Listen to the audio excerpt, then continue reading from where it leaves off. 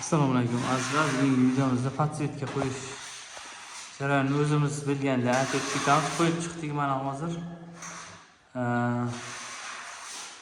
Azizlar podsvetkani ayrimlar o'sha karoba deydi. Mana elektrik akkalarni ishlatadi, yelim bo'ladi. Shuni shappa qilib qotirib, panisni ichiga qo'yib ketish ekan. O'zi endi gipsokarton bo'lakchalaridan o'zaro kesib, hakfix bilan yopishtirib, keyin mana bu nima deydi, shu sivit diod tomonni devorga qaratib qo'yamiz. Devorga tegib, tepaga tegib, keyin qaytadi.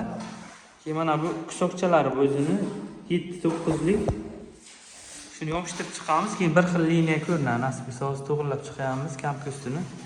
Mana shu yerdan bilsa bo'ladi liniyasini. Kimgadir foydali bo'ladi video qilyapmiz. Oldin ko'rganmiz mana bu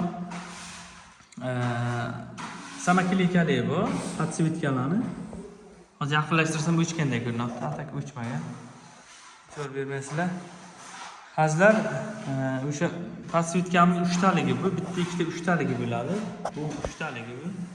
Mana shuni devorda mana bu burchak qismiga qo'yib, bu yoqqa qaratib qo'yilgan.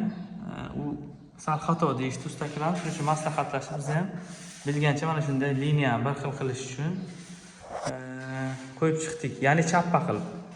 Devorga qaragan mana lampochka tomoni, bu tomonga qaragan, bitta tegib, tepaga tegib, keyin qaytadi bu yoqqa nur.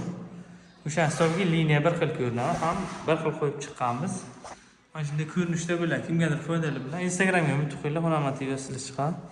Keyin podsvetkani yoqib ishlanadi. Xoh emulsiya qiling, xoh abo yopishtiring. Sababi mana bu yerdagi bugorlar o'sha vannalar bilinishi mumkin. O'shaning uchun tabiiy yorug'lik, keyin mana shunday lampochkalar, podsvetkalar bilan ishlasa ishimiz yengillashadi. Nasib bo'lsa o'zimizga juda ham qulay bo'ladi. Shuning uchun yoqib qo'yib ishlaymiz mana. Holi sal chalasi bo'lsa to'g'rilab chiqamiz. Liniya nasib bo'lsa idealni bir xil ko'rinadi mana. To'liq qo'ygandan keyin hozir telefon kamerasi qandaydir, bu yoq o'chganda, bu yoq yonganda bilib ko'rinyapti bu. Bitgandan keyin bitta video qilamiz. Nasib bo'lsa liniyalarni ko'rasizlar, chiroyli chiqadi xudo xolasa. Tiyaga bo'ladi. Pastki qatori mana pastligiga keyin chislab o'tamiz.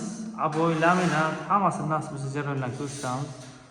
Podkraska aboy patolog bo'ladi. Devorimiz atashenta fason nasib bo'lsa qilib beramiz. Mana podagonni ham kiygan, deraza almashdi, yangi bo'ldi.